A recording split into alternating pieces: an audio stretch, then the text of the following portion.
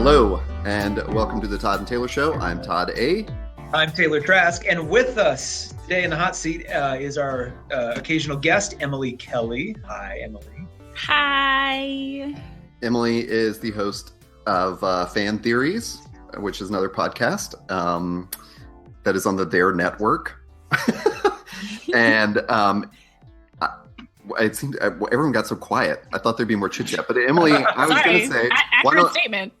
why don't you tell us what is coming up on Fan Theories this month? So we skipped February because it's a short month, or because we just forgot. I'm not sure. But we had it scheduled for the 29th. We did, and I just calendar snafu. If you follow me on Twitter and listen to my other podcasts, you'll know that I have been extremely busy with wedding planning. Getting married is like a full-time job, essentially. So sorry if you were very excited about the 27th episode of, the third episode on the 27th of Fan Theories, but we will have it, and it's still Mass Effect. But now it'll just be more even perfectly timed to the release of Mass Effect Andromeda. It'll come out Monday the 20th. And so that's the day before the game comes out. So listen to the episode, get really hyped for Andromeda, and then the next day or at midnight, get Andromeda and live your Mass Effect dreams. I like that idea. And they can find that at their.network. And I like that it's a Fan Theories about a game too. That's kind of cool. Yeah, and like in my research, I've discovered some really, really cool fan theories. I mean, and it's funny, like when, as fans, I mean, obviously it's the whole point of the show is that these are theories made up by just people who love it. There's one of the biggest Mass Effect fan theories is just a collection of seriously like thousands of people's ideas about this singular theory. So it's going to be really great. It's going to be really fun. It's going to be cool. Oh, awesome. Yeah. Well, that will be very cool. The last episode you did was on Westworld, which I had not watched, but I did listen to it, even though you told me not to at the top of the podcast. But it actually made me much more interested in watching all of Westworld. For someone where I was like, I just don't know if I totally buy into it yet. I was like, oh, if I could think about all these crazy theories while watching it, yeah, that'll be cool. So. Oh, I'm so glad. And it was so fun to have Carly Lane on the show. She's so smart and funny and knows so much about Westworld, among other stuff. So that was really great to have her. It was she, too, that like I had my problems with Westworld, and it was her that maybe, and you guys, too, obviously, that almost made me reconsider that and maybe start watching it fresh this summer at some point with, maybe a different perspective on it. So Yeah. Cool. Well, let's jump into today's topic, which is the movie Logan. Which is correct my facts. This is the third solo Wolverine movie, the 11th X-Men movie, and Hugh Jackman has now been playing Wolverine for 17 years or something. Yeah. Yep. Okay. I hope I got all those numbers right. I think so. Yeah, Emily, what's your like quick elevator review of it? What's your short thoughts? As an X-Men fan of basically 20 years, it was the X-Men movie I've always dreamed of. Really? Yeah. And I just loved it so much. I mean, I still have problems with it.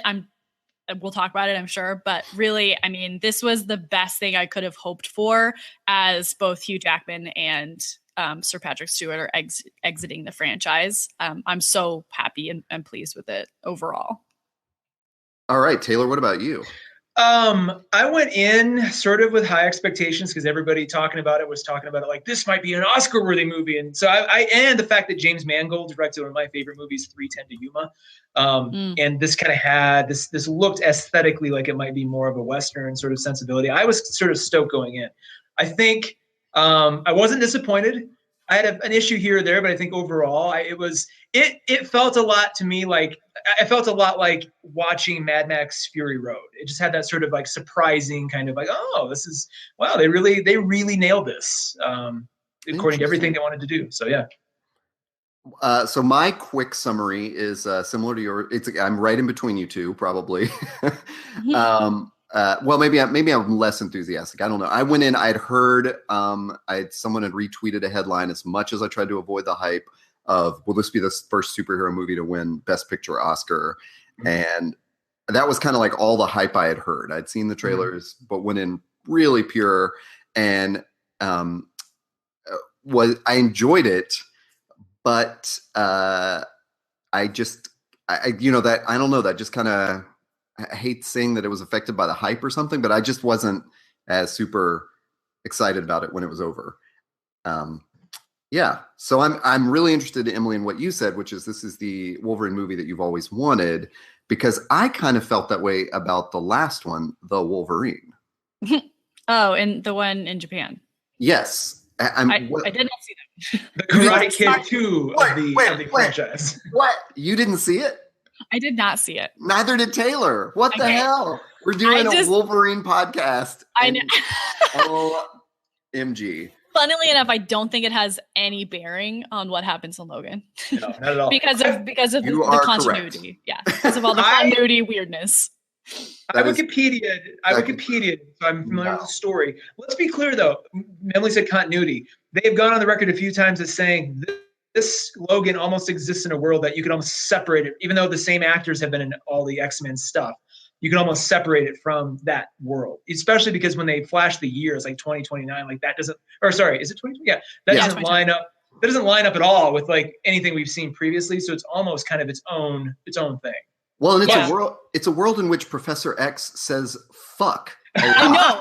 That was often. My favorite part. It was my favorite part of the whole movie. Is that Xavier said curse words? He said them.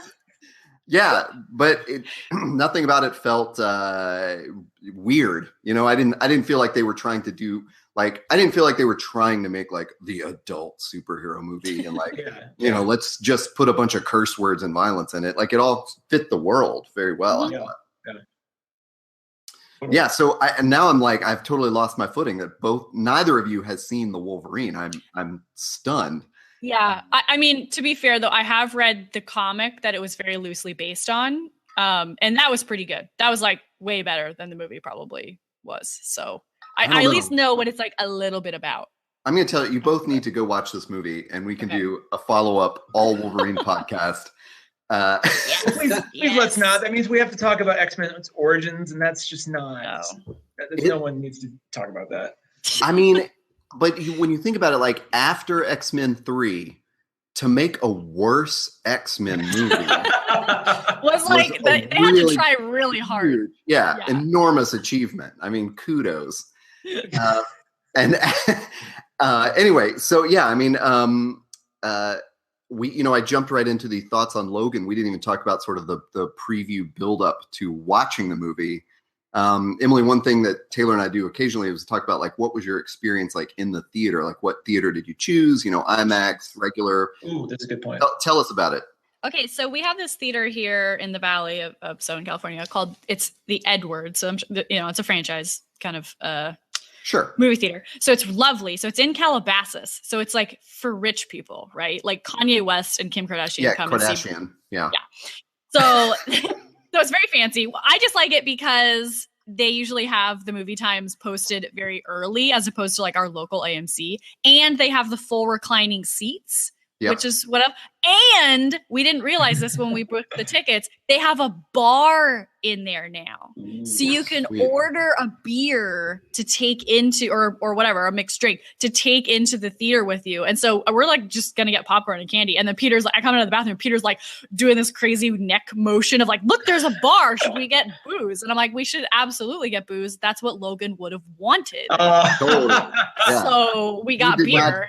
He did not consume anything but booze in that entire movie. Yeah, I was like, this is perfect. I feel like we should have had teeny tiny like airline bottles of booze with us also, but I didn't know that about the movie. So we had beer and in our full reclining seats. And there was mostly like, with some really funny like women who were sitting next to us who would scream and all like the gory like blood fight scene. Really funny. And then a lot of bros who wanted to talk about it. Really? Yeah. Wow. Okay. A lot of bros who were very intent on explaining how much they knew about the X-Men to anyone who would listen. Oh my God. Was the theater full? No, it was probably like half full. I mean, because it's a smaller theater, so I think it's mostly like, kids who can be out late or adult people who don't have to like work in the morning. Because we saw a 10 o'clock showing, so that's a bit late. On Thursday night, right? On Thursday night. Okay. Okay. So it's school night. Yeah. Yeah. Okay. Taylor, what about you? So I eschewed my normal Alamo Drafthouse pilgrimage because and I like to spread the love around Denver here and there. There's a theater near me that I just refer to as the Chinese Theater because it's sort of modeled, the front of it's modeled kind of loosely after the Grauman's Chinese Theater. That's called the TCL Chinese Theater, by the way. Oh, sorry. Okay, TCL. But it's kind of got that vibe, and interior, it's got that vibe too. So I've always kind of dug seeing stuff there. However, I did not realize last night. I haven't been there for like a year. Shame on me. AMC has been totally renovating it, so they're keeping the Chinese stuff, but they're making it like way nicer. All the seats now are reclining, like front and back. They're overhauling the concession stuff. It's going to be badass. They also added an IMAX component. That's why I texted Todd yesterday when I was buying my ticket. I noticed that Logan was in IMAX. I'm like, why would you need to see this in IMAX? Like, what would be the benefit? But I saw it in regular, just 2D. Regular Max, yeah. Regular Max. But had a lovely, lovely evening because it was just like I was so captivated by this theater now that it's going to be my second go-to after Drafthouse. All right. They don't have the concessions that Drafthouse does. I don't think anybody does, but it'll be a fun place to see goofy summer movies and stuff and kind of just hang out. Cool. Well, I went down to San Diego and saw it with a group of friends who were all giant comic book nerds. I was possibly the only a man in attendance without a comic book T-shirt on, although I had changed out of one. I was going to say, that seems surprising for you, Todd. You have so many fun, cool, geeky shirts. But yeah, I have a really awesome one. I wish I could remember the maker of it now, but you got to Google this. It's the cover of a Blondie record, but she's wearing Spider-Gwen's costume. Oh, that's cool. It's so good. So it's Debbie Harry's face with Spider-Gwen's like a cowl tucked back behind her. Anyway, that's what I took off to go to the movie. And yeah, same AMC, but like reclining seats. I got a beer before I went in. Because we'd all bought our tickets at separate times to the same theater. We all went to the same showing, but we didn't coordinate on buying the tickets. So the group that I went with, we were all spread out. So we weren't all like in a bunch. So I think that was kind of an interesting, it wasn't like a whole row of people like cheering it on or something. We were definitely all among strangers. It was packed. It was Friday night, but I bought my tickets that morning and had no problem. So it wasn't like sold out, super in advance, but and then the one thing that we can talk about this too. I knew there was no stinger after the credits, so I left to go to the restroom as soon as the credits started rolling, and so I come out of the restroom and I can't find my friends, and I'm going, what is going on? And I go back in the theater and it's still packed. They're just waiting. There's like 100 idiots sitting in this theater watching all of the credits. That's funny. I stood up as soon as it was over because I had to go to the bathroom, but I just jolted out of there, and I think everybody gave me this look like, wait, why are you leaving? And I'm like, don't you guys know? Didn't you read ahead? You're wasting your time. I usually stay just because, and it's funny, at the end too, they said making this movie created 15,000 jobs or something. Ooh, and so cool. I just stay in solidarity of the people who worked on the movie, because that's usually the only, no one knows the best boy grip of that movie. No one's going to see that guy in the street and go, oh my God, you're the best boy grip of Logan. So I just, maybe I'm on my phone, checking my Twitter or whatever about Logan, but I still sit there you guys worked really hard on this movie, and I'll stay through the credits to recognize all your hard work. Thanks, that's everyone. Cool. Yeah. Thanks, Gaffer.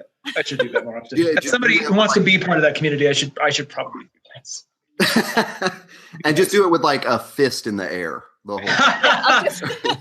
Don't you forget about me. Yeah, exactly.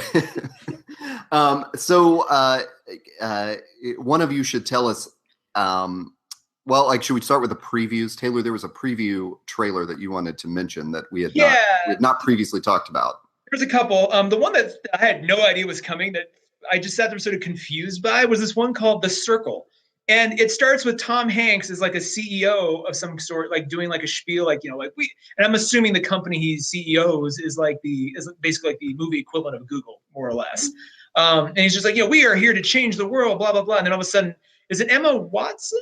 Yeah. Yes. Yeah. I always confuse her and Thomas. And I know they're very two different people. But yeah, Emma Watson appears with an American accent. And then at some point, like Patton Oswalt is sitting next to Tom Hanks. And I'm like, I love that. He didn't say anything in the trailer. No. And I'm like, is this a rom-com? But then there's like this sinister undertone. And I'm like, what is this going to be? And like the trailer ended and it had one of those like marketing packages with the logo and everything that was very sort of Ex Machina-esque. And you're just like, what is this? And then the lights went off. So we couldn't even like pull out our phones to check, so I was just like I left the theater and I was just like, what is that supposed to even be? And it says on IMDb it's a thriller, but the trailer is really weird. I will say this. I will go and see it only because I have been long saying Tom Hanks as a villain would be a badass thing, or just an antagonist in general. Yeah. Because he spent so many years like getting us to trust him. So for him to flip that, like, for the audience would be really, really thrilling. It'd be like, oh my God. Yeah, exactly. No, Dad. No, America's Dad. Stop. No. Don't shoot Emma Watson. So I'm going to keep an eye on that. Maybe it's one of those movies we talk about later. It's based on a Dave Eggers novel that I knew about when that came out. I've not read it. And I had seen just a poster with that like logo lockup. Yeah. So I had wondered when I saw that poster like a long time ago, like, oh, is this based on that Eggers novel?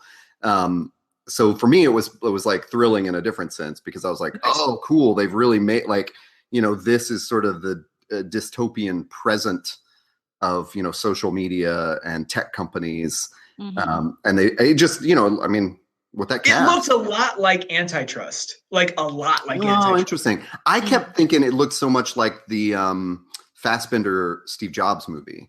Oh, like I just saw it as like so many parallels with the the audience that he's speaking to and stuff like that. Like, anyway, yeah. No, I know. I always like the previews before movies because I just always have. It gets you like a little bit hyped. But now that I don't have television, I have like no clue. Like the only time I ever know what like movies are coming out if they're like geeky movies that I'm obviously acutely aware of. And any other movie, I'm like, what the hell is this? Because I would have never seen any commercials for it like on television or like anything like that. So I was intrigued by it, and anytime I see Emma Watson, I'm like, oh hey girl, hey, I'll watch anything that you're in pretty much. And then John Boyega shows up too, and I'm like, oh good, oh my god, Finn's in this. Okay, oh my god, okay, hey. So it looks really cool, and I love like thrillers like that, where they're psychological thrillers. And it is obviously a hot topic right now of how much do our tech companies know about us and our lives. Yeah. I mean, like anyone who has a Facebook, that the Facebook ads that pop up next to your Facebook are what you have been browsing recently, even like down to the exact thing that you were looking at on Amazon like an hour ago. So it's a little freaky. It's a little weird to think about. But Patton Oswalt's there to remind you that it's okay at the end of the day. Yeah, it's okay. There will be some comedy in it. Comedic relief. I don't know. He could be more sinister than all of them. He'll have to prove that because here's the deal. Like if you watch The Informant, which we'll do a whole other show on some other time, but like The Informant, he pops in there at one point and you just start laughing because just his mere physical presence in a movie and the way he speaks is so like there's nothing dramatic about it. It's just very like he's there to tell you something geeky and nerdy and fun, and not to be like, and now we're going to steal your life's data. I'll bring up a movie that I have not seen. But I think to counter that, you should see Big Fan with Patton Oswalt, where he plays a crazed fan of the New York Giants. Yes. Interesting. Like a face painting crazy fan. Yeah. So yeah. Anyway, so Emily, so the previews end and the 20th Century Fox logo comes up, and then something really weird happened for us who saw this before Saturday morning. Would you like to tell us about it? Yeah. And I'm like sitting there and I'm like, oh, okay, great, cool. Here's the movie. Cause like the lights went down and everything. I was like, oh, cool. Okay, here we go. And then all of a sudden it's Ryan Reynolds' fucked up face. And I was like, oh my God, this is Deadpool. And for a minute I was like, those liars. Like, yeah, exactly. And obviously they're not liars. And I actually poor James Mangold had still on Twitter today is having to defend his thing of like, no, he's not in the movie. It's not part of the movie. Please stop harassing me, everyone. So It was so like the, it's like it shows the streets that look like what we think the streets of Logan will look like, and it slowly pans up his sort of dirty, disheveled clothing, and there's a figure in a hoodie. I mean, it was like so clear, like, I know. They got this to look like Logan. Like they trolled us so hard on it. And I loved every second of the trailer. It was just so funny. And I loved all of obviously the fourth wall breaking, because it's like on the movie marquee, it says Logan. Yeah. And just like so many other like jokes of like on the phone booth, it says Nathan Summers is coming soon. But obviously it's like a naughty coming. And it was just so funny, and just like he's so perfect in that role. Like I just can't even get over how lucky we are to have Ryan Reynolds as Deadpool in our lives right now.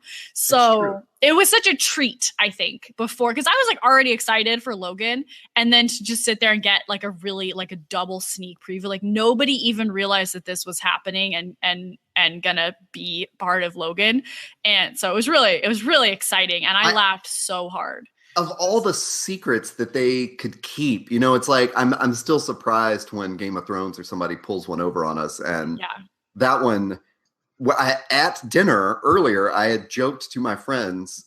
We were talking about the tone of Logan, and would it be very similar to 3:10 to Yuma and stuff like that. And I had said, I don't know if Deadpool is the first face I see in this movie, it's all out the window. And then like he shows up, and even though I was seated apart from my friends, I felt this like motion in my periphery. And then after the movie, one of my friends had said that she jolted upright and like stared over, trying to find me in the darkness, like because it was like as soon as you see his face, we all had that reaction of like, oh shit! I know. I was like, this is a totally different movie. I was like hitting him, and the next day, like, oh my god, babe, oh my god. So no, it was great, and it was so funny and just like so Deadpool. And I half expected that old man though to be Stan Lee. Yeah, have you seen the version that Ryan Reynolds put out, which is longer and does include Stan Lee? Yeah, I did, and it's so ridiculous. Like, oh my god! I'm glad they didn't kill Stan Lee. Like he's 95 years old or something. Like it's a little too close. Okay, I was super bummed because Taylor texted me in the morning and what you asked me to rate the movie on a scale 1 to 10, and then you had this follow up text that was like, oh, I already saw the Ryan Reynolds thing, and I was like, shit. It was like, if that experience of like not knowing it was coming was really I'm sure. And so I was bummed they put it out on Saturday morning, but somebody, even if he hadn't, everybody was, I'm like, you couldn't look at Twitter or Facebook without having somebody go, oh my god, Deadpool's in. So I knew it was coming, and I'm glad it was there. I'm glad it was there at the beginning and not the end. Like that was kind of that was their perfect way of sort of not having an end sequence, which honestly I'm glad they didn't. The way the movie ends, and by the way, just before we get into the meat of it, there's going to be spoilers up the yazoo here. So if you haven't seen it yet, please pause, stop listening, come back after you've seen it. And if you were like, I don't care, just tell me anyway, we'll be talking about everything. But the end of the way Logan ends, it does not need it would be really off-putting to have had and meanwhile, like a stinger at the end or something that just, it would have been a disservice to sort of the concluding aspect of this movie and just the whole character. So I kind of thought, originally, so when I heard there was no post-credits thing, my brain went, oh yeah, of course not, that's a Fox movie. But then I recalled, just as we started this podcast, that there have been a couple post-credit scenes in X-Men movies, right? After the Japan, the Wolverine Karate Kid 2 movie, there's one that leads into Days of Future Past, actually. Really? Yeah, did you not see it? So Logan's walking through the airport, and then Charles slows down, and he and Magneto are there, and they're like, we need your help, Logan. And then you're meant to think that like years after that, we go into Days of Future Past. Okay. Yeah, I forgot about that. There's another one I know where they like meet Moira McTaggart, it seems like. Yeah. Afterwards. That's how she was introduced. Yeah, that was like in X-Men 3, I think. That was after X-Men 3. Yeah, it was like that. Then it's like Charles's voice saying Moria or whatever. Yeah. He inhabits some dead dude in a coma that they talk. It was such a weird. It was so weird. as crappy as X3 was, it almost made me more angry. I'm like, don't hint that he might be back. I'm like, yeah. I mean, there is like precedent for it. I think that happens very similarly, like in the comics, but still, so it was like a little like, this could happen because comic books, but it was really stupid. Yeah. Yeah. So Taylor, you had wanted to kind of jump into like longer summaries of Logan, but yeah. I have a few. I'll start first. Like I have a few kind of nascent observations, and then we'll get into the meat of the matter. I think the first one that I noticed right away is they say the name Logan at least 7,500 times in this thing. Like I would say half of Stephen Merchant's dialogue is just saying Logan. Like it's fine, but I'm like at one point it took me out of the movie, and I'm like, it was part of their thing to say his name as many times as possible. Like, is that a little inside joke? Like, what is they're like Logan. It's just like it's even funnier that that's not even his real name. Like, it's which not even his legit name, and which was very confusing. And I appreciated it in the like first nod where Logan is working as a like basically like Uber black driver or something. And they show his cabbie license that says James Howlett. And at first I thought like, oh, that's all we're going to see of that name. And it's kind of like a little Easter egg, like, hey, there's his real name. But then they said that later, like he introduces himself that way to a family that we'll talk about. And I think somebody else calls him James. And it was like, wait, I don't know. It just made when you put that note in down there about they said Logan a lot. I thought that was really funny because I noticed that too. Like, I can't wait for the YouTube mashup where they just take them all and just like put them all like start to finish just so we can see like how many times. 10 minutes of the movie was just them saying Logan. Oh, geez. So the thing that really hit me, at least especially when we got to the last act, was that this was, in every way possible, the 2017 version of Leon the Professional. So I'm just going to call this Logan the Professional from now on. And if you haven't seen The Professional, oh my God, it's a 1994, if I recall, movie with little Natalie Portman, who's about the same age as this actress, and Jean Reno, who is the French guy in most things you see. They wheel him in. But he stars in it. He stars in it. He and Natalie Portman, and then Gary Oldman's sort of their antagonist. But my God, it's very, very similar. Just the beats, the end, like how it ends, like where the amount of violence, just everything is so similar. And in a good way, not in a weird, off-putting way. But it's just at one point I was like, man, this is a lot like The Professional. The other thing it reminded me of a little bit, not to the same extent, was the movie, which is also based on a comic book, A History of Violence. Which came out about 10 years ago now, has Hugo, not Hugo Weaving, is that his name? Oh, Viggo Mortensen. Viggo Mortensen, Jesus, Aragon. He's in it. Ed Harris is in it. There's an elements of that too, especially in that, here's this dude just trying to do his thing, and these other entities sort of show up and mess up his world and pull him back into the life he once had. And I really, that was very visible to me too. But just this idea that this was The Professional with X-Men is kind of fun. That's such a good, that's a good call. What I'm calling it now too, Daphne Keane, who played Laura, she is going to be the next Natalie Portman or Scarlett Johansson. Like she is as good as she is at that age. And she's a cute little kid too. Like when she was trying to be like nice or sincere to him, like she really nailed like the range of emotions. But I just sat there going, my God, you're going to be the next one. Like we're going to 10 years from now, you will be that actress. She was so good. Yeah, she was incredible. Because like for like 90% of the movie, she didn't even speak, and it was just like in her face and like her mood. But I mean, I think when I had my tweet thread about all my Twitter threads about this, I wasn't sure how much of the stunts was done by her, and then people were very happy to correct me that she did almost all of the fighting and stuff herself. I thought there was a gymnast that was part of it. That was like her body. Yeah, I think it was like for the most part, most of the fighting is her. And then kind of some of the more complicated where she like jumps on top of people and like flips around and like puts her leg behind her to like stab the guy in the head. I think that was the double. But for the most part, it was her. And it was so good. Well, it was I'm glad you said that because I did not think to look that up. But I thought too, like it was so seamless. Like when she would go into a fight, I was like, what, who is doing this fighting if not that little girl? Yeah. And that's like the hallmark of a really good, like you can tell, I mean, there's a lot of movies, Scarlett Johansson, speaking of which, uses a double for the most part. And you can tell, like in the filming, like that they have to do it from above or behind her or something. And it never looks as good. Like if you're like Peter, my fiance, is a martial artist. And so he is a big fan of these classic Chinese and Japanese martial arts movies. And they're always so much better, the fighting, because the actual actors are doing it. Well, and there's not that weird scene where like it's a totally different shot where they're posing and their head looks up at the camera like they just finished the fight. You're like, exactly. You know, it's like this is where they're like, all right, Scarlett, we're gonna bring you back in now, and exactly.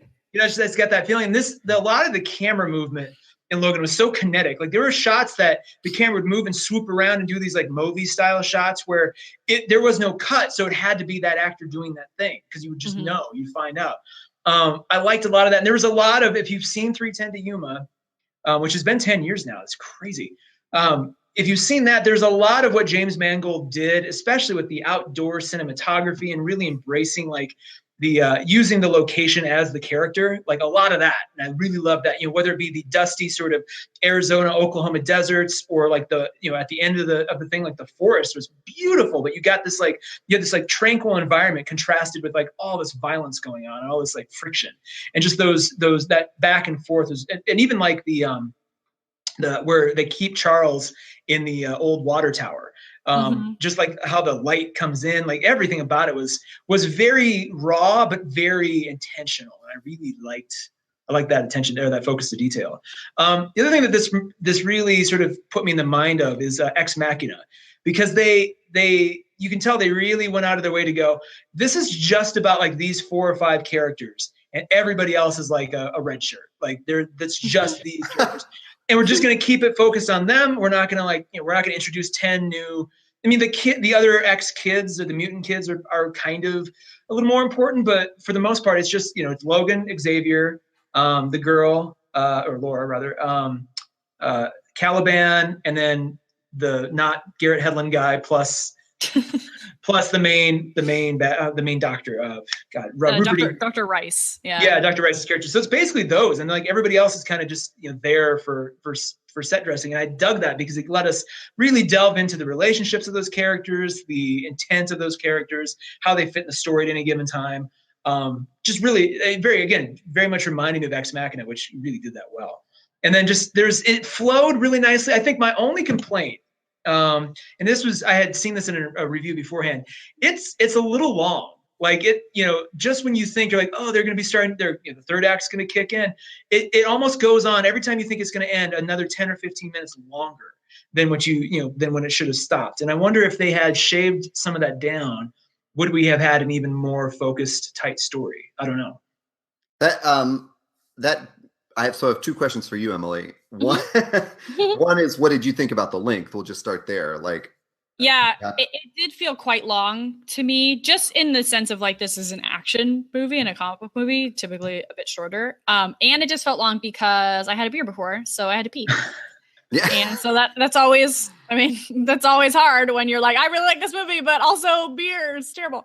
So yeah, it did feel a little bit long. And I think there was some places where they could have shaved down a little bit, but I would have to go back and see it again to tell you what parts. Yeah. But no, I mean, I think they were just trying to make it more of like a movie, right? Like they weren't going out to try to make an action film. They were trying to go out and make a really good movie and a good goodbye to Wolverine. So I wasn't, it was okay. I think that maybe they could have cut off 5 or 10 minutes total, but well, I'll ask you my next question, and then we can go back to that. Which was, I've heard a lot of people do what Taylor just did, which is like kind of set it in a genre of films that you wouldn't necessarily think of with a superhero movie. Were there movies that you thought of specifically where you were like, oh, this is kind of like this plus this, or was there a way you made sense of it that way?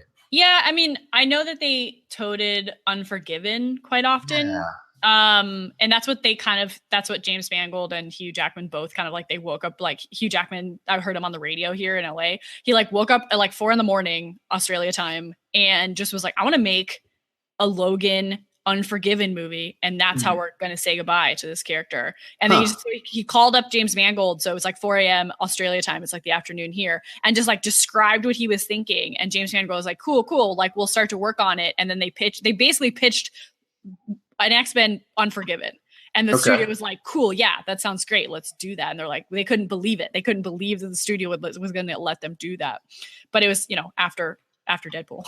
Let's just stop for a second and recognize Fox for that. Like Fox has been the bar, and they're just not scared of. I mean, it's really impressive to see both that Deadpool happened when everything was set against it, and the fact that they're like, yep, here you go, and then like. I mean, we're only 2 years from Fantastic Four or whatever the hell that monstrosity abortion was. Yeah, it's like, and so the fact that we can go from that to actually good quality stuff. I mean, there should be a standing O at some point. Well, that's a great topic too, and we could do another whole podcast on like the recent history of superhero movies, because you're right. Like this just shows how much Fox has. Yeah, I would think of those other Fantastic Four movies, even though they didn't. The first two were sort of pre-Avengers MCU, but they were all in that ilk, of like sort of sunshiny, bright colors. And Kevin Feige was a producer on those, so there's a tie. There's DNA that and the same with the Spider-Man movies on Sony. Where like because Avi Arad was advising on all of those too, and but at some point, I think they're all realizing like they lose and when they try to imitate what MCU is doing, like with Disney, they fall short. So they're all kind of, every studio seems to be taking its own, putting its own thumbprint on it. Like here's the Warner Brothers, take on the Justice League, and Fox's take on the X-Men, and Sony just gave up and sold Spider-Man back to Marvel, I guess. I don't know what they're doing. Well, that's also, they share it. My other absolute favorite movie in the last 2 years, Kingsman, also 20th Century Fox. Like Oh, interesting. Yeah. They seem to know. I don't know who's running it. I don't know who's changed hands in the years, in the last 2 or 3 years. But I'm impressed with that creative team. Well, so back to the time and the movies that it reminds us of, because I felt that same thing of like one of in any movie that is like 2 hours long, I inevitably check my watch. And I am almost always do that when the film has been going for 90 minutes. It's like involuntary. I'll just look down and I'm like, oh yeah, it's been 90 minutes. Of course, that's why I wondered what time it is. But in Logan, I was checking my watch like less than an hour into it, which was very weird. And so what I did, just bored, or like what was the yeah, there were at least two big huge stretches where I was just bored. Wow. And one thing that I noticed about that was that like I, kind of in my head, I was like, hey, just chill out, man. It's not an action superhero movie. It is like a Western, whatever. But it just lacked some kind of tension for me where like Fury Road, just ratchets the tension up through the whole thing. Yeah.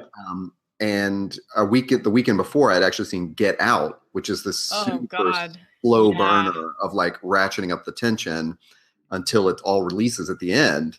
And I just kind of, it's hard to say like, oh, I wish they'd done that and compare it to some other movie, but I definitely felt like my boredom pulled me out of the experience a couple times. And so that was kind of like, that's why I feel like I didn't really live up to the hype because of those stretches. But I also wonder if that happened too, because there's a huge fight scene that is like super dramatic that happens where we see all of X-23's powers and skills really early on. And I really wonder if that should have been more mysterious.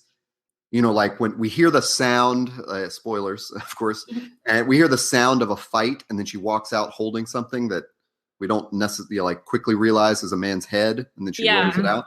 Like if that had just stopped there and the scene had gone somewhere else and it hadn't turned into a big visual battle, I wonder how much spookier that would have been. You just see that cranking up for another 2 hours. That's a good point. That's just kind of how I was putting it together in the theater, because it was after that I noticed I was bored. And I was like, well, yeah, I just saw like a huge fight scene Yeah. It's just now they're just coughing in a car for another 20 minutes. Like, well, and the story was so simple. I mean, it's very Mad Max Fury Road in that respect. Like the plot of Mad Max Fury Road is they go here, they go back. That's literally it. And it felt like Hero's like, hey, we got to go from here to here. Like that's all he's got to do. And then whoever lives and dies along the way is what it is. Yeah. I think too, like with this kind of movie, I mean, with Get Out, it's a unique sort of IP and, you're not sure what is happening. But I think even the most casual of movie goers, at least in this first couple of days, who X-23 is and you understand what her powers are. And, she's the 2 knife hand, not the 3 knife hand. So I think it would have been harder for anyone who didn't know who she was, it would have been like, whoa, what the hell? Like, why is this little girl, how did she cut that guy's head off? But for everyone else, it would have been like, oh yeah, because of the claws. We get it. Like it, I would have been like, why aren't they showing her more? I think they showed her enough because she is such a recognizable X-Men character at this point. I get it. I don't think I was bored ever. I was just, for me, the tension was that I knew he was not doing good.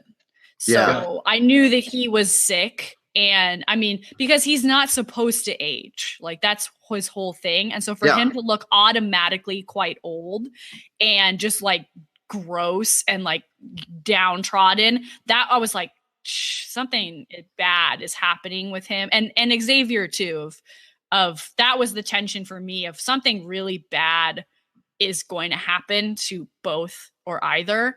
And I was just waiting. I just had, I was just waiting for the other shoe to drop of like, both of them are probably going to die. And I was just waiting for it. So that was my tension. That's a good point. And so I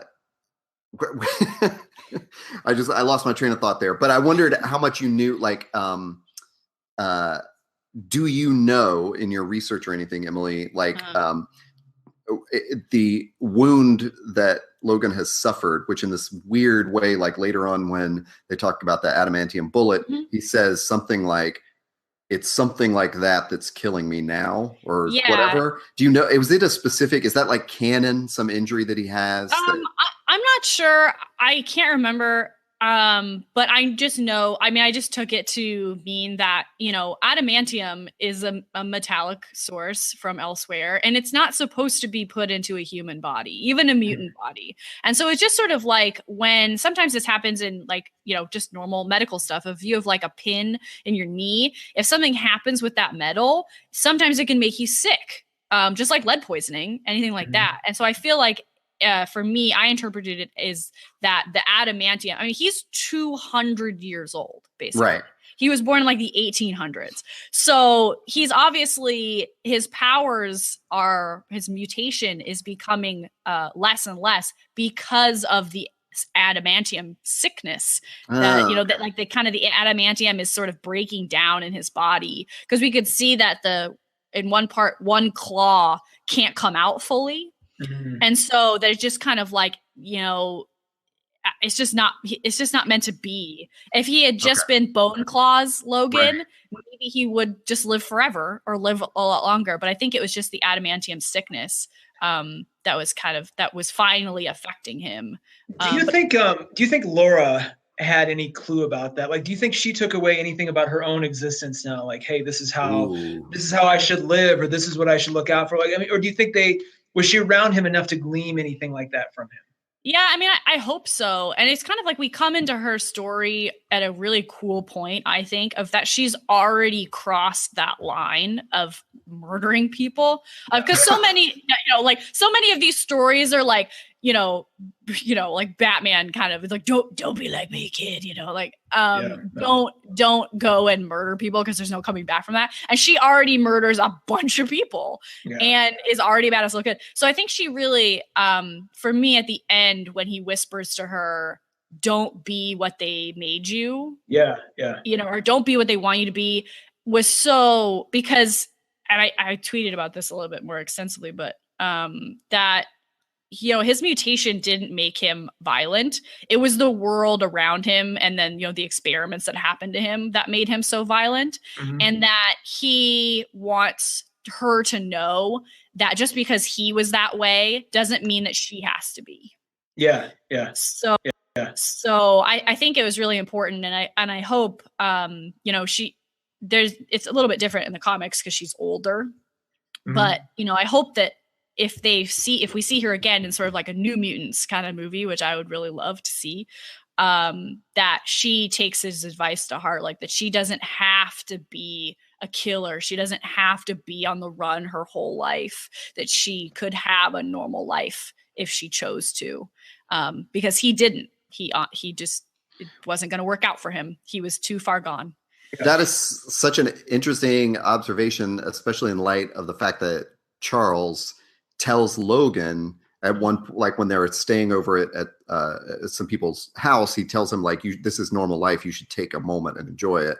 And it's interesting that like she was not in that scene. That's kind of a missed opportunity. Like it would have been great if you had seen the other generation there of like. But would you have really wanted like Logan to look back at her, like her standing in the doorway and smile? And it's like there could have been a lot of opportunities that I'm so glad they didn't take to just have this be schmaltzy. And it just, they kept it pretty on the nose and pretty like hardcore. And like, even to the extent that like, again, spoilers like crazy. When Logan dies, when he's actually dying, she's crying.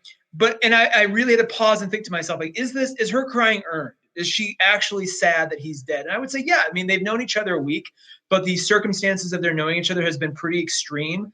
And I think like she finally knows there's somebody like her in the world who's, he never did that stupid movie cliche where he's like, this is my daughter now and I love you. Yeah. And we've had this great time together. It was just like the moment we have are the moments we have, and we'll try to relate as best we can. And I think just that fleeting glimpse of it is what she's most, like the opportunities that she could have had with him, I think is what she's really crying for. So I like that there are moments in there that are heartwarming, and especially, I don't want to jump the gun too much, but especially how they send out Charles, like just Patrick Stewart's monologue in the farmhouse was beautiful. Yeah. And I would much rather that and not like the cliche, like, I mean, we got the hand holding thing, but that was, again, that felt earned too. Like they're at Charles's grave. So it's like, yeah, she's comforting him. There wasn't like that weird, why is all of a sudden she why is she nice?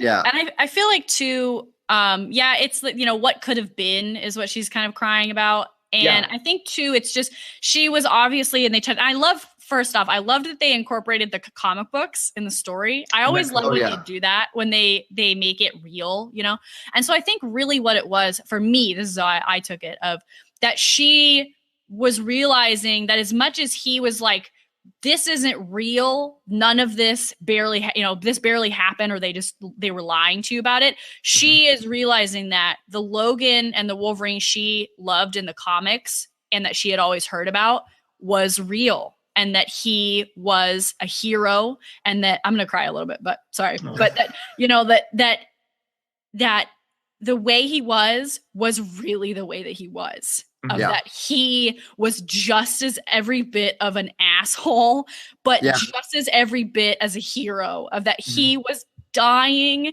and still he killed himself essentially to save her and to save all those kids, even though he didn't really know them. Yeah.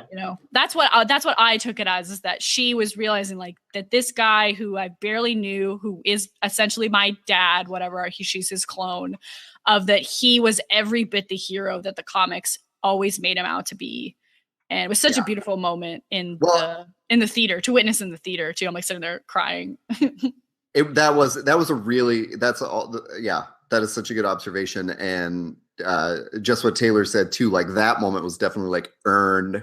Yeah. And it played out like at just the right pace. It wasn't like an action movie or, it's like a typical superhero movie where, there might be some schmaltzy effect there. And then there's a big funeral or whatever for, Peggy Carter or somebody that died off screen, just to name a random example.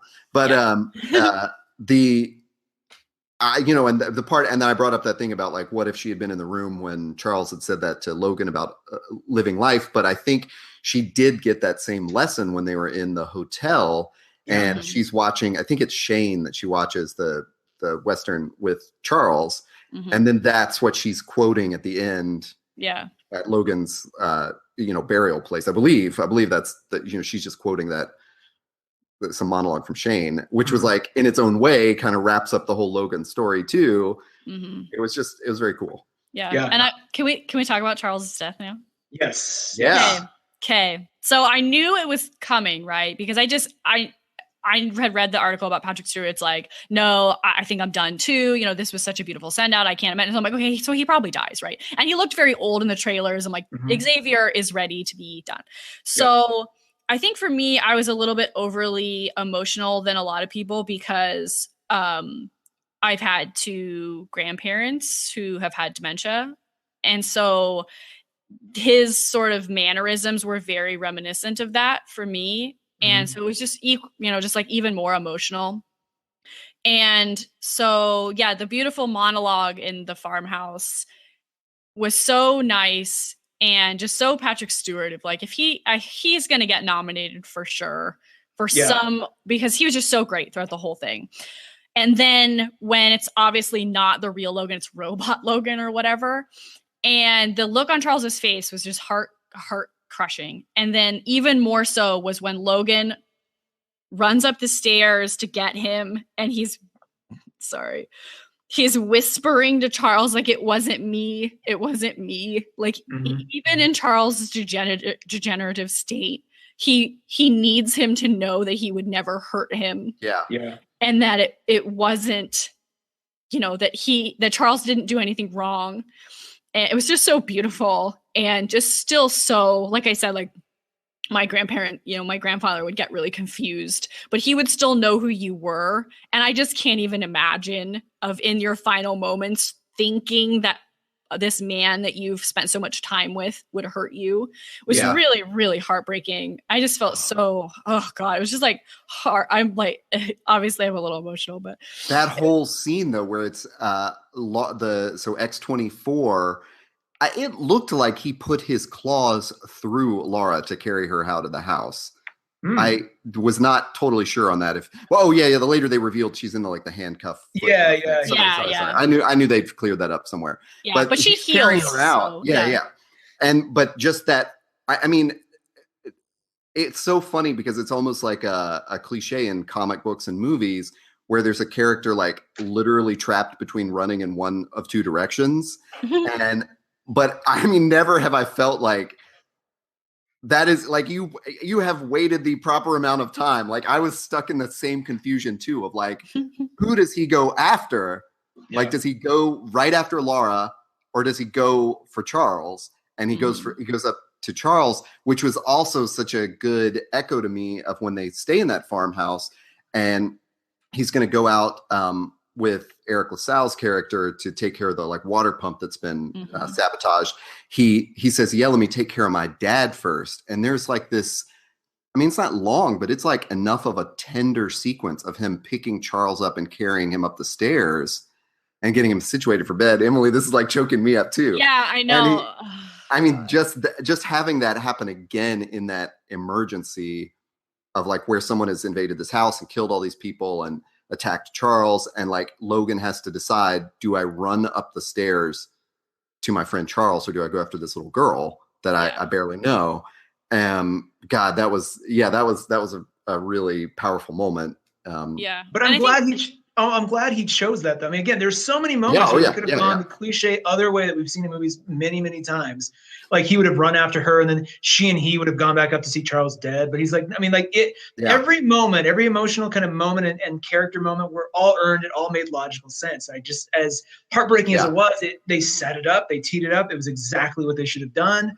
It's exactly what Logan would have done in that moment. So they didn't betray anything that either previous movies have showed us character-wise or that they have set up in this universe, which is it was so right. Nice. And I think too, it was just such a culmination of that you could tell, he didn't really say it, but that Logan in this world has taken care of Charles since the Westchester incident, we'll say, of that as much as as much as he doesn't like it, as much as he's all curmudgeon-y, about Charles, he has done, everything up to that point, he has done it to protect Charles, of keeping him locked away in this, oil drum or whatever it was, this lead-lined thing, so Charles couldn't hurt anyone else, including himself, that he is a mutant, a 200-year-old mutant driving a fucking limousine so that he can earn money so that he and Charles can go live on the ocean together.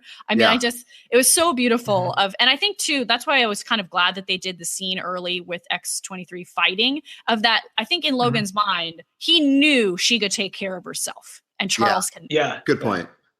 Yeah.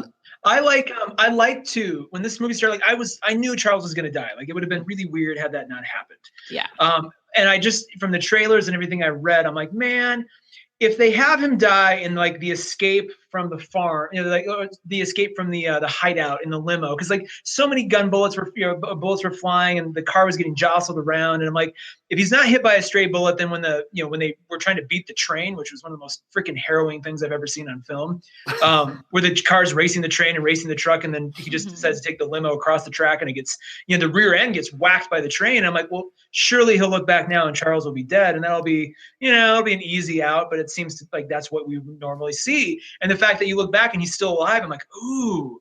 So they're going to save this for something really special, and goddamned if they didn't. Like, it's when we see Charles go, this was a great day, and then also at the same time confront, like, the fact that he's like, I know something, I have a sense of what happened. He's like, I don't know exactly, but like, it's been coming back to me, and he gives you a look at what, where all the X-Men are. Like, they're dead. It's because of him, and it's because of these tremors. And I love that connective tissue. And then that moment leads up into his death. And it was so perfectly done. And it was so not the cliche movie thing that I was, it was really, as sad as it was, I was really appreciative of the care they took for it. Yeah, it was beautiful. It really was. And I think too, sorry, just one more final point on this kind of circle of Logan. As much as this was a goodbye to Logan, it was also obviously a goodbye to Charles Xavier.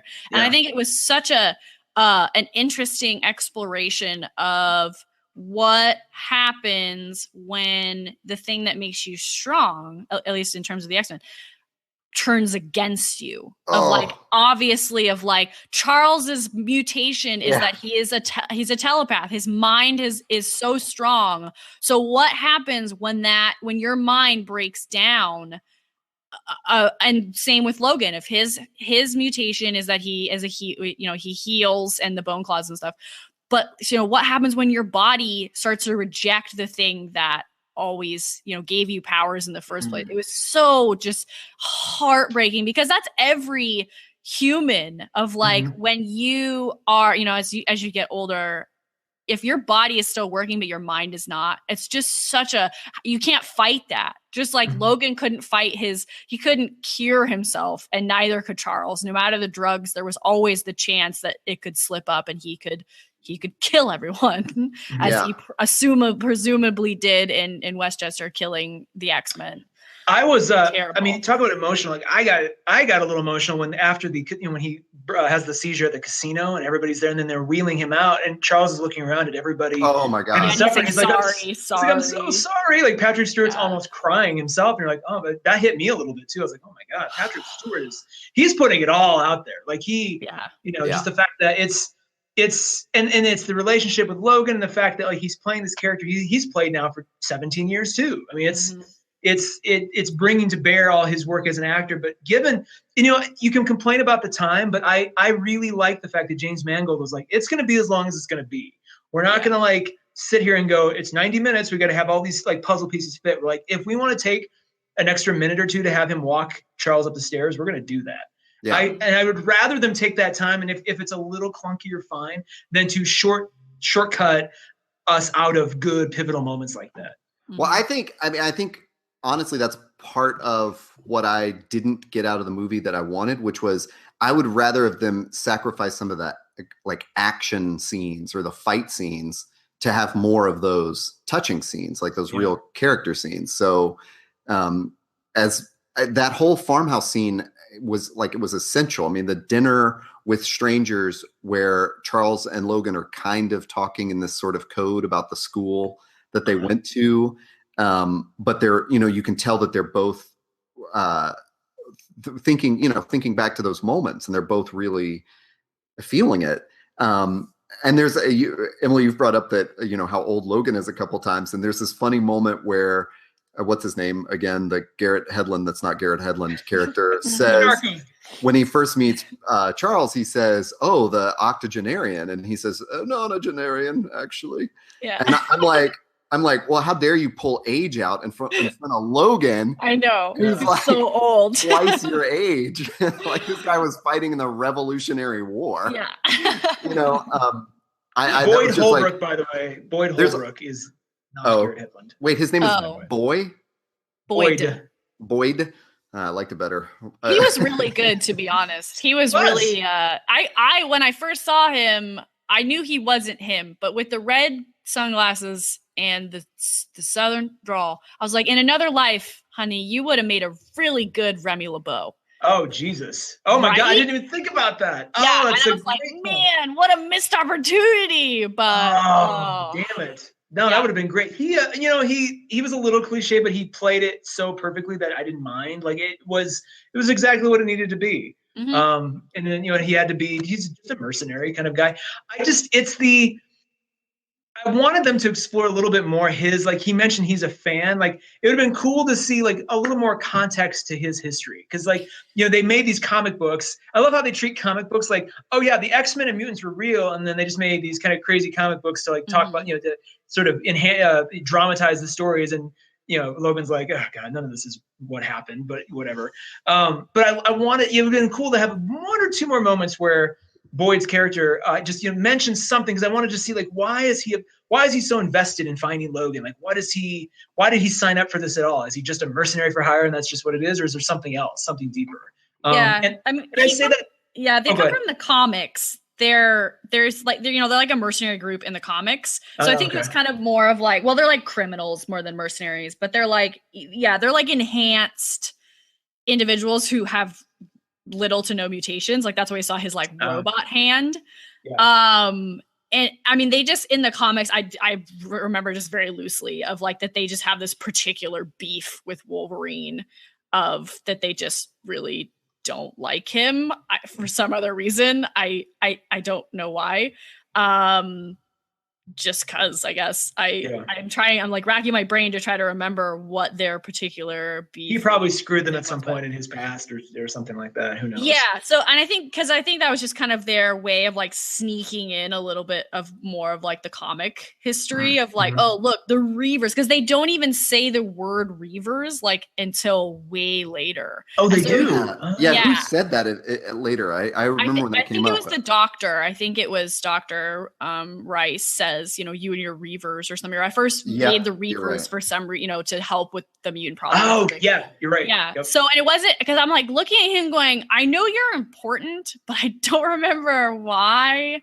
But yeah, for sure, Taylor, like for the casual viewer, would be like, who the F is this robot hand guy? Like, why is he hated so much? Just like what's with the hand? Like, was that because you wanted to be Wolverine? You got in a fight, you got your ass kicked, and your hand was cut off, or something? Like, yeah, that's what like the probably the easiest way would have been, but I don't know. I like keep in mind too. I like movies that let us sort of play through that in our own heads. Like, it's much more interesting to me to be like, well, this is what I think would have happened, and have it be ambiguous, than to be like, well, here's a shitty version of what you would have thought of. And it's like, well, I was just about to say that, and I think that works so much in superhero movies, especially where like the leaders of the pack are the Marvel universe, where they're trying to get everything to fit into this universe and be like coherent. Mm-hmm. And it's actually more interesting to me to have like a standalone kind of Logan movie where, it's cool. Like there's a nod to the Reavers, but you didn't really need to know any of that history to, know who they were. It was just, I don't know. Cause that's how I went into Fury Road. Like,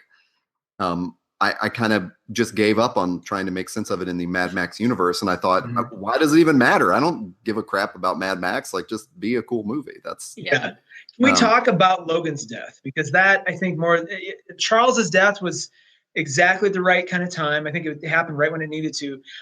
Once Charles died, and then before the sort of the chase through the forest, I thought they were sort of teeing it up to the point where maybe Logan and Laura would come back to the farm, since nobody lives there now, and would take, basically like echoing Charles's wish, like, have a normal life, have a good life, and they'd move back there. So I was kind of at one point going, well, maybe this isn't going to be Logan dies.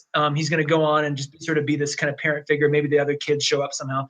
But when they got to the tower, I'm like, oh man, he's going to sacrifice himself for something here. Mm-hmm. And so I knew it was happening. It was going to happen. But he fighting the younger version of himself, that just the cyclical nature of it, like, and they tried. And I don't know, by the way, I don't know if anybody else did anybody else think when they first revealed X-24, the young Logan, that might have been Leah Schreiber at first? It looked really much like him. Yeah. Before we saw the face, like the head, I'm like, is that Sabretooth? Like, it was like the same haircut and everything. Yeah. I kind of did that too. And then I was like, wait, Liv Schreiber's like even older than. Exactly. Yeah. But I'm just like, in my mind, I'm like, are they actually tying this to X-Men? Like, there was this panic. This 5 seconds of panic. I see. Like, yeah. Oh my God, no.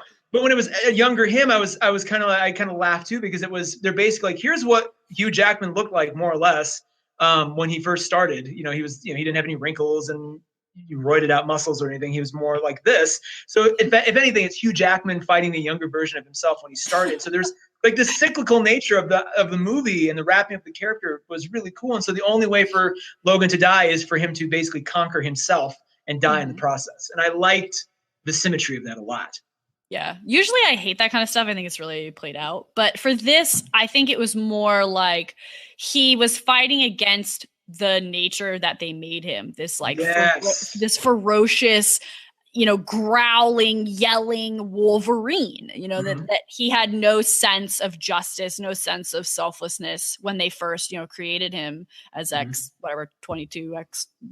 project, whatever And I think it was more that he not just, not at the base of like, I have to defeat myself. Like, it was more like he had to defeat that's my Logan voice. It's my Logan Batman voice. It was more like he had to defeat this person that he didn't know anymore of that sense, since joining the X-Men, he's no longer the Wolverine. He became Logan.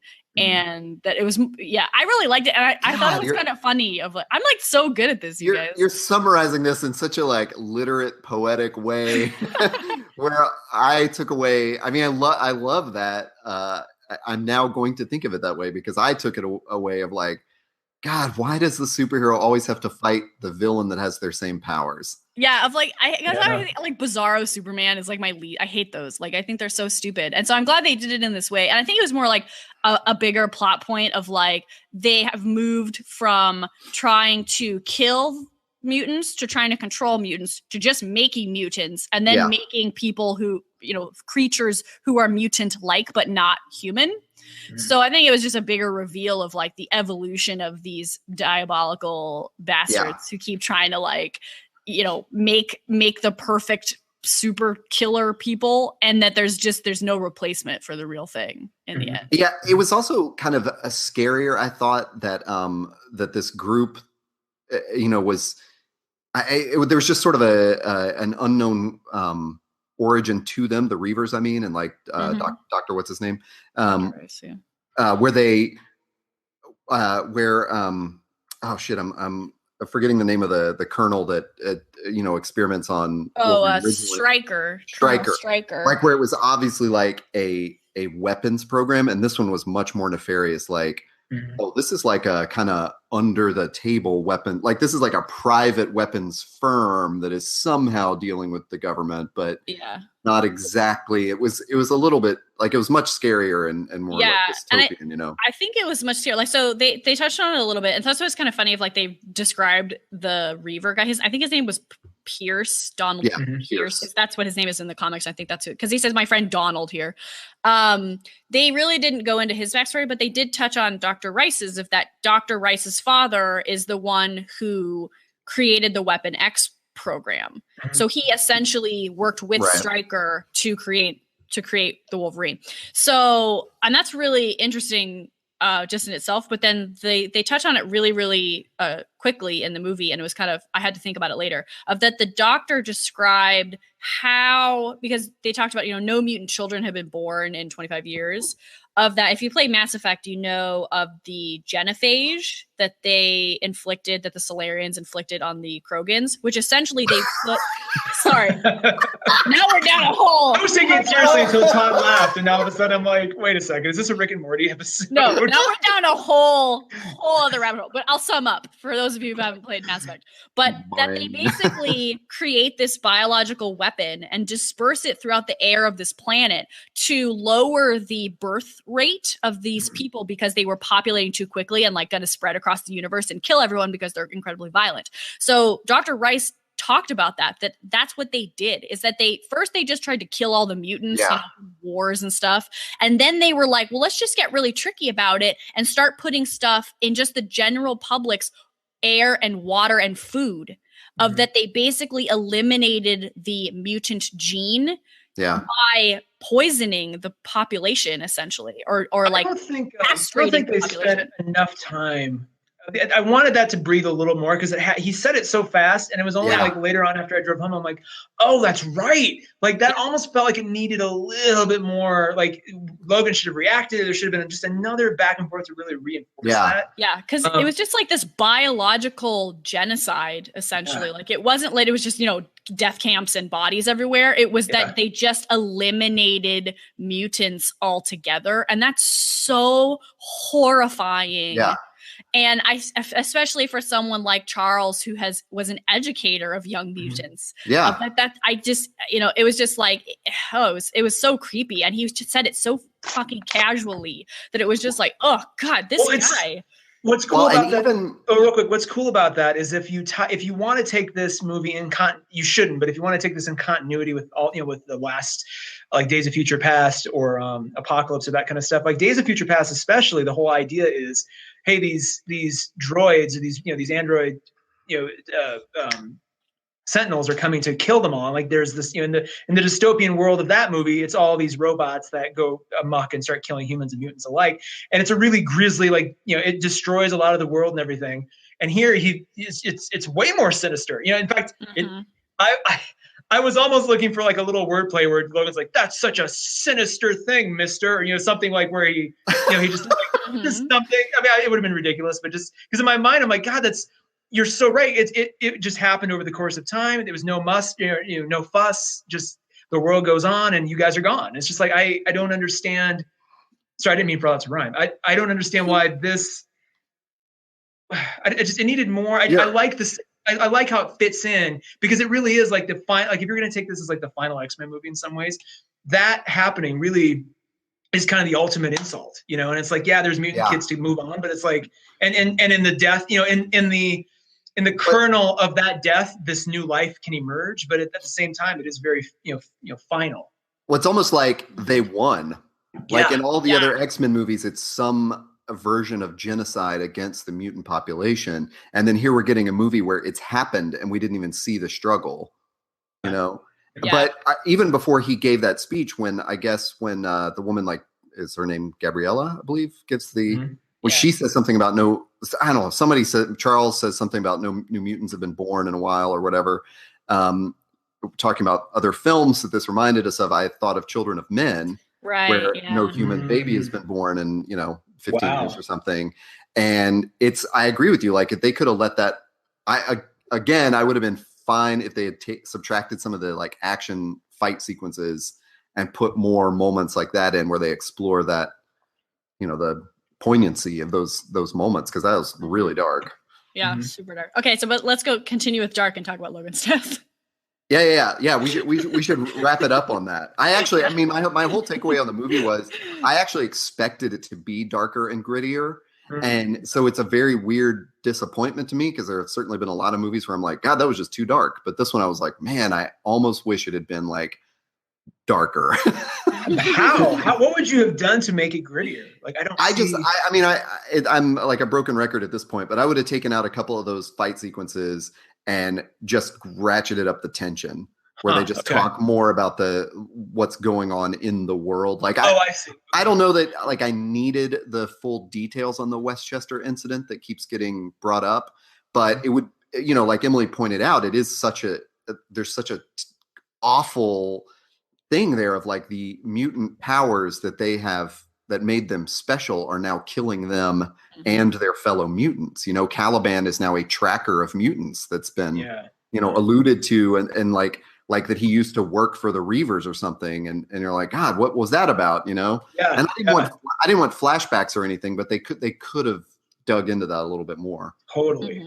Yeah. Can we do some stray observations as we start to wrap up here? Because there's a lot of little hanging chads that I found interesting or funny or obnoxious. I think first let's do some broad strokes first. Violence. I think the thing that I really locked in on right away was this is the most violent film in the entire X-Men world that I've ever seen, and probably of the top 5 most violent movies I've ever seen ever. Was it too much? Was it not enough? What did you guys think?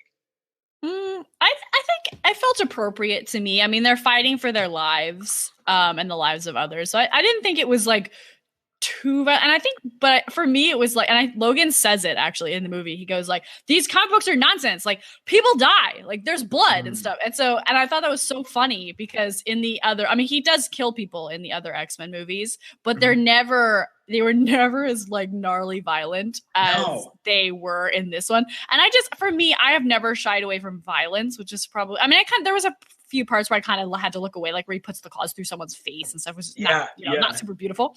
But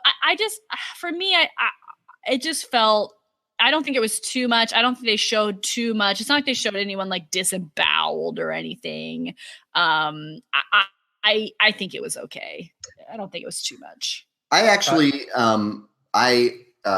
generally do shy away from violence and turn my head a lot in movies that are gory and violent, but that I didn't in Logan, and not that I wanted there to be more for sure, but I actually have more of a problem with the other X-Men movies where Wolverine would go into a room and like you'd hear all this slashing, and then a minute later there's just bodies on the ground, and I'm going, how he killed them, right? Like he fucking killed them. Yeah. Like he's not Batman who's like, I refuse to kill.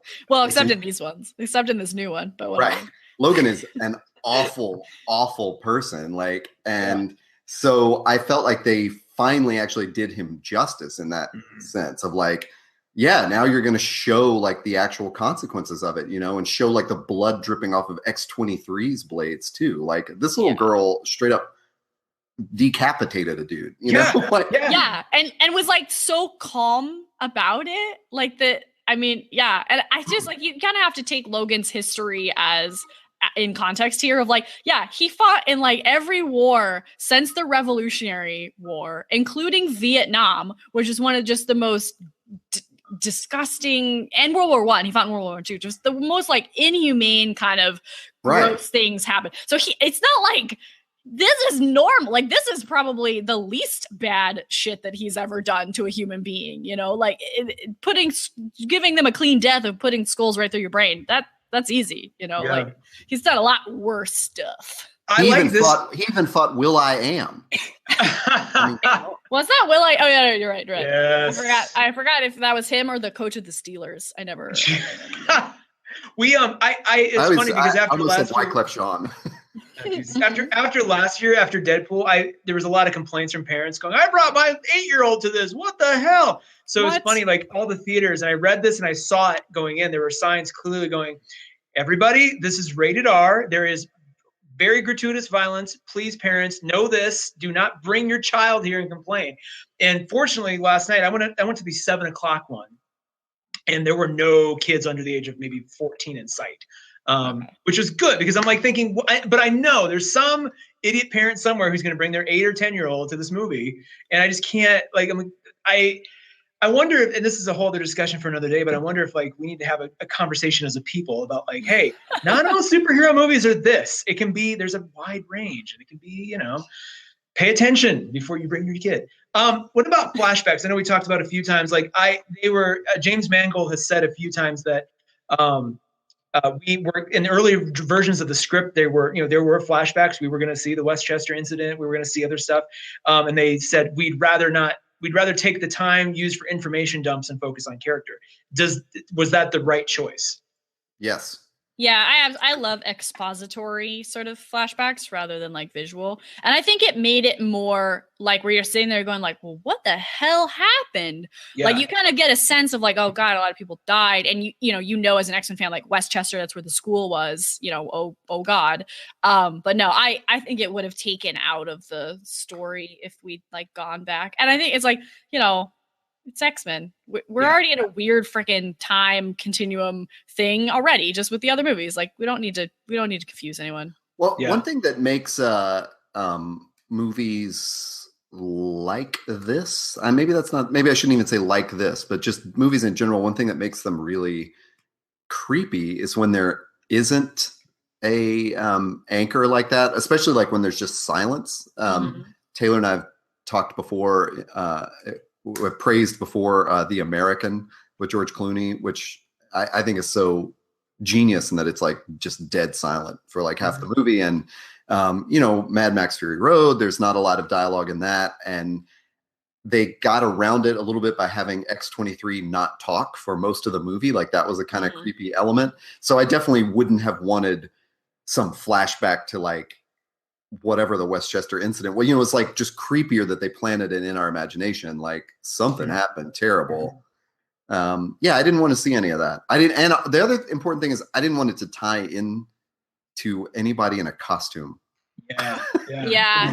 I think they did a good job too of like showing some stuff. Like in one part in Logan's the weird desert house that they live in, I guess, that you see a katana mounted on the wall. A little rusted. That was great. So you see like some of the illusion, and of course they like talk about the school, but I'm glad they didn't do any flashbacks. I think it would have been really weird in the. What did you guys think of the sort of the unsung heroes, the sort of the supporting cast, if you will? Like I was surprised. I knew going in he was in there, but I was shocked nonetheless to see Stephen Merchant of all people oh my God, I didn't know he was in it. That was so. I had no idea until lovely, he opened his mouth. I was like, oh my God, that's Steve Merchant. Oh my God. And for him not to be like, we're used to seeing him with Ricky Gervais or in Hello Ladies. And so here he is doing like, even though he's saying Logan a lot, he's doing good dramatic work. And I'm like, oh yeah, come on you, man. Like that's, I was really impressed that he was in this and got that was a pretty substantial role. It wasn't like he was in it and they killed him like after 5 minutes. Like he was in it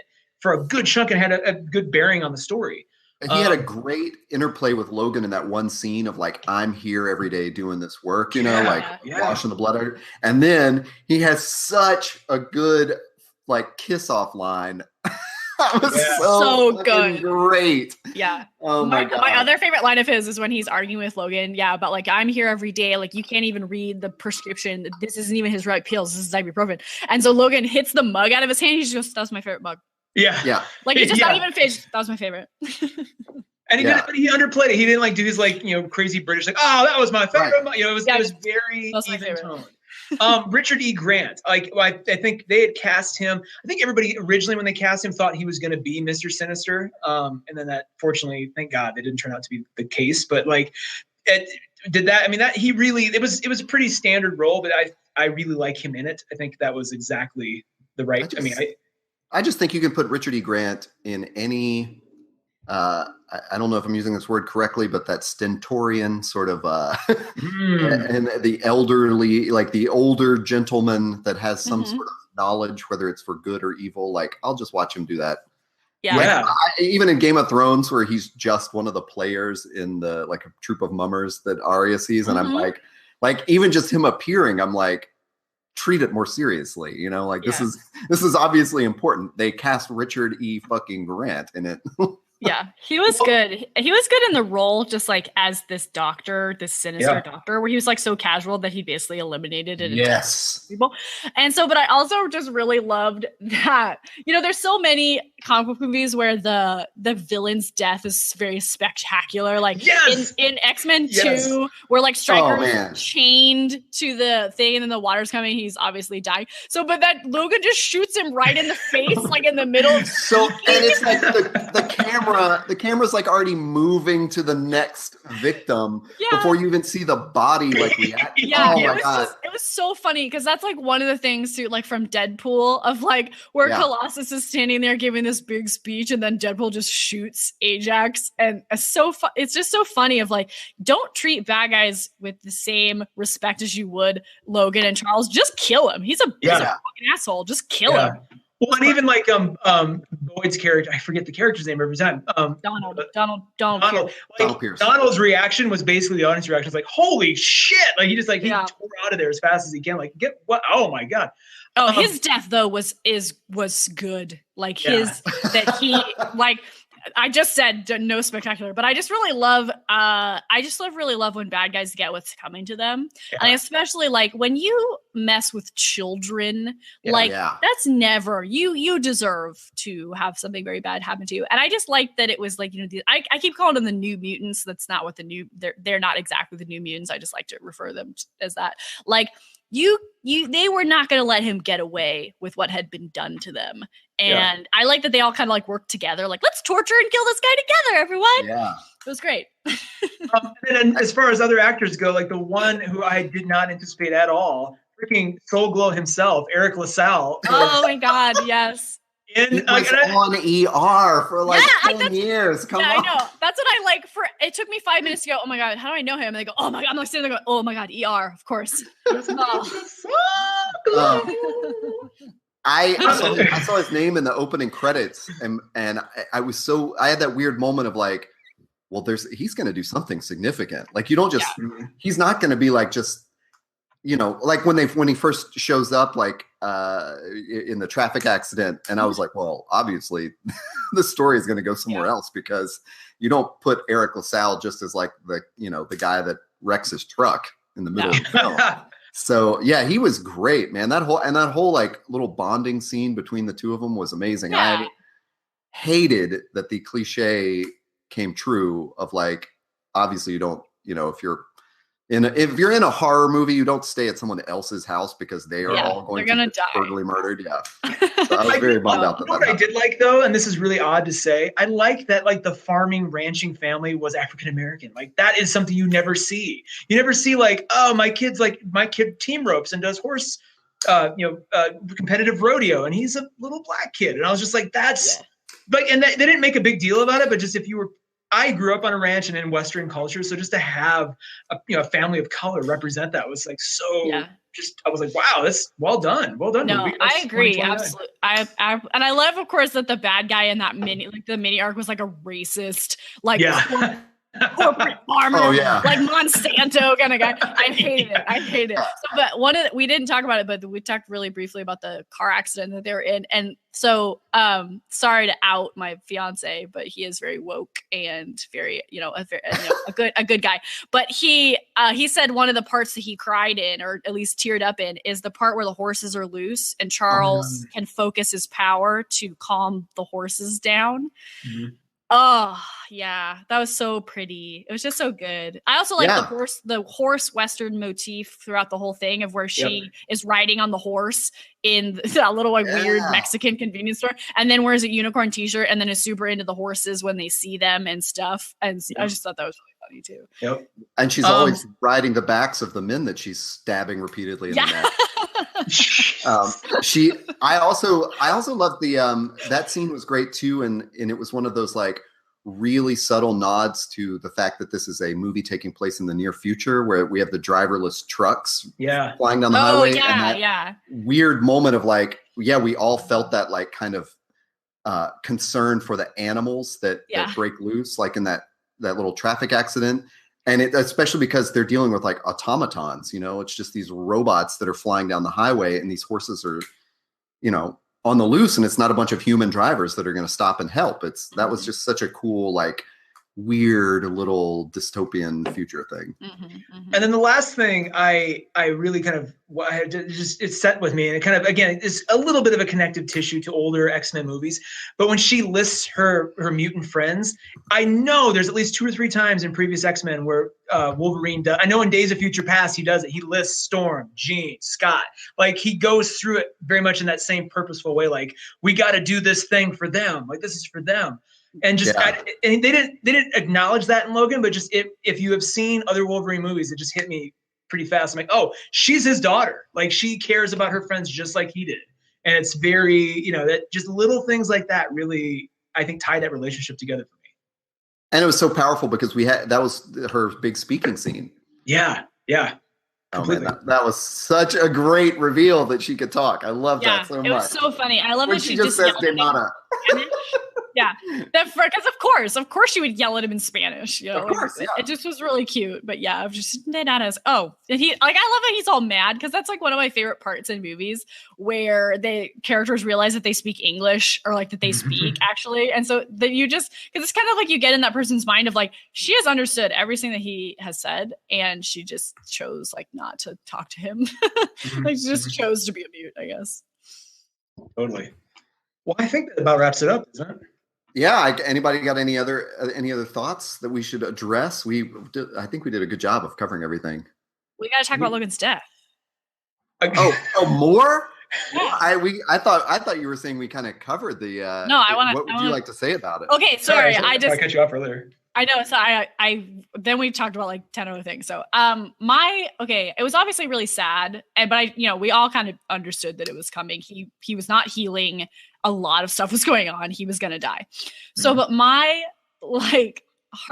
two heartbreak moments during these scenes was the young mutants, the new mutants, are burying him, and you look over, and the little black kid has a Wolverine doll that he's holding. Oh, that's right.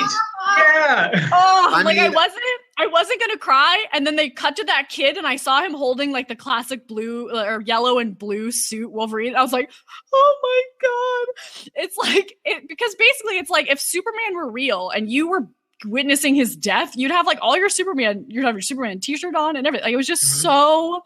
Oh my god, it like hit me so hard because I'm looking at that doll, like I feel like I had the same one like growing up. Like it was just such a funny, like not meant to be funny. It was just so touching, like that it's like these poor kids literally had to witness their hero dying. Like that was so, and then when she of course turns the cross into an X. Oh, that was cool. So beautiful. Because it was like throughout the other cinematic movies, he's tried so hard like not to be an X-Men and like tells everyone like I'm not an X-Men. Like I'm not a part of this. Like you guys are good guys and I'm a bad guy. And so for even in the end that she still sees him as an X-Man, it was just so good. I love that was a really weirdly touching moment for me too. And especially because just the cross on his grave, I was like, that is such a weird symbol to put there. Mm-hmm. The cross on it, like just having a cross. Mm-hmm. And like I'm already thinking like, what would the kids, why would they do that? Would the kids have seen that somewhere? And is this like that's just they're just doing what they think is right. And then, when she turned it, oh man. And then they just walk away. And I also like too that it was, I don't know how far they actually made it over the border to Canada. Yes. But I liked that Logan's story ended where it began in the forests of Canada. Yes. Oh, it's so perfect. I don't know if they really did that on purpose, but it was just like such a realization of like, oh my God, he's home. Like after all this time, he's home. It was so cyclical. It had to be purposeful. Exactly. I think it, just like you pointed out with having a younger Wolverine cause the death of the older Wolverine, it was that same thing of like, he's coming home. Yeah, I liked it too, though, that they didn't have like as the kids were like, we didn't see this like other shot of like these like adults welcoming the kids into Canada. Like, come here, kids. Like, it's just we're meant to think they'll figure it out or they won't. Like, we don't. That's not important here. What's important is that this story of Logan is now done, and like that's it. Like there wasn't. I'm so impressed that they resisted the urge every step of the way to do the cliche thing. There's a few kind of lesser cliche things, but like there's every time they're like, oh my God, here's this beat, they're gonna do this thing, and then they're like, no, right here, we're done. I'm just like, that's it. In fact, it reminds me, if you go back and watch 3:10 to Yuma, the ending of Logan mirrors the ending to 3:10 to Yuma quite closely, actually. Very, very sort of similar. Like, hey, the hero's work is done, and spoilers in 3:10 to Yuma, Christian Bale dies. And it's like, and it's Damn it. And it's there's this Spoilers. Todd, you've had 10 years now. Come on. Yeah, come on, Todd. It's one of the greatest lessons of all time. But like, Don't. it's not going to be any less. You knowing that is not going to make it any lesser of an experience. But it's just like that sort of James Mangold really understands that Western aesthetic of like the hero's journey. And it's, we're not going to get super sentimental. It's very raw and very edgy. And now it's done. And that's the story. Mm-hmm. I like that so much. And I think it was like doubly hard because there's just, general movie cliches. And then there's always this comic book movie cliches that we've come to know too. And they avoided almost all of them. And I think that's kind of what has always set apart the X-Men from other comic book characters is that the X-Men are born like that. Like their powers manifest later or whatever. They're not bitten by radioactive spiders or super serumed or whatever. And so I think that was, I said it before too, of like that Logan's mutation did not make him violent. It was the world around him. I think it was just so beautiful too, that they showed that even these manufactured mutants, like they couldn't recreate that in a lab. They couldn't, even though they had the same mutations and whatever, they could not recreate this same motivations that you usually see, in these comic book movies of like, I have to save everyone. They couldn't do it. So it was just, man, this was such a good movie, you guys. Yeah. You've made me realize something else that we talk about over and over, which is that I liked about this was that it did not involve world-ending stakes and like some giant piece of power that's going to destroy the entire planet. In fact, it kind of ends with like, well, yeah, they killed the Doctor and the main Reaver, but I mean, all that work can continue. They have Caliban. The Doctor was telling them to make sure to save some genetic tissue from him. So and I think that's what in movies that this reminded me of, as because obviously the Marvel movies deal a lot with world ending, galaxy ending problems, and this movie, along with probably one of, if not the best, my favorite comic book movie of all time, which is The Dark Knight, and that's the same thing of that. It's just the stake is low generally, that it's just one man against himself and one man against a bad guy. And that's so beautiful. Like that's what made The Dark Knight perfect for me, is that it wasn't like Galactus coming down trying to destroy the whole of Gotham or like a earthquake leveling everything. It was just like, here is Bruce Wayne struggling with his own self and struggling with this weird enemy of that he has to make his own decisions. And that's exactly what made Logan so great, of that it was self-contained. Troubles me hearing that we have the Justice League to look forward to now. And Suicide Squad 2. Christ almighty. Well, if Mel Gibson directs Suicide Squad 2, I'm on board. I want to see what that looks like. If Mel Gibson? What? Yeah, there was talk. So during the Oscars, and then leading up to it, there has been talk that they're trying to woo Mel Gibson into directing Suicide Squad 2. And he's met with them, but there's no, it's just early days. I mean, isn't that a little too on the nose? Yeah, exactly. That's why I want to see it. I'm like, what is this going to be? Already going to make a franchise that's accused of insensitivity. Maybe don't put. Going back to Logan, it's already done like I think $85 million domestically opening weekend, and I think like however much globally. So this, once again, Fox is showing you like you can do other things with the genre. Yeah. You can do like be creative, find good talent. Like, come on, Warner Brothers, this isn't hard. I'm sure it's you don't try to build a connected universe. Just tell stories with those characters. We already know the characters. Like that would be so cool. I would love to see a Justice League that doesn't have to tie into 5 different solo movies. That'd be fun. Completely. Well, on that note, should we wrap this up? Yeah, we should. This is almost as long as the movie. And no, this is only 90 minutes. We're well under the movie's length. Well, Emily, what would you like to plug, and where can people find you online? Well, as we mentioned in the beginning of the show, the 3rd episode of the Fan Theories podcast will be out on March 20th. It's a Monday, right before Mass Effect Andromeda comes out, because we will be talking about the amazing Mass Effect franchise. It's not a franchise because 4 games. You can find that where you can find this podcast on the lovely There Network, as well as iTunes, Google Play, SoundCloud. Also, when is this coming out, Todd? this actual episode that we are talking on right now will be out on the 6th of March. So this Monday. Tomorrow. If you also have been enjoying my time on the Assembly of Geeks / Geek Directive podcast, you will know that my time on that podcast is coming to an end. Oh, what? And it's my own decision. News. I've just things are getting really, really hectic. I work 50-hour weeks now in game design, and I'm getting married. So I just I've taken the choice to step away, so all the lovely listeners of that podcast can have a standard week-to-week host. So my final episode will also be this week on Tuesday. That's the 7th. It'll be really fun. But please continue to listen to that podcast because it's really great. If you want to follow me on Twitter and Instagram, I'm at @EmilyKelly. And that's it for me. Well, we're even more honored that you chose to talk about Logan with us today. I know this is my recording my final podcast for Geek Directive tonight. So whoa. I know. And I just we weren't going to get a chance to talk about Logan. And so I really wanted to. So that's why I was like, yes, please. I would like to. Thank you. Yeah. I got an all caps response from Emily. Yes. At 11 o'clock last night. Yes. Yeah. Taylor, where can people find you? As usual, on Twitter at Taylor Trask, TaylorTrask. And then on there.network. And we have a new show on there.network debuting soon called People of Interest. Look for that. It's one I'm hosting. And then more Todd and Taylor show coming soon. More Wednesday in Westeros, hopefully, coming soon. More other shows on the There Network coming soon. So keep listening.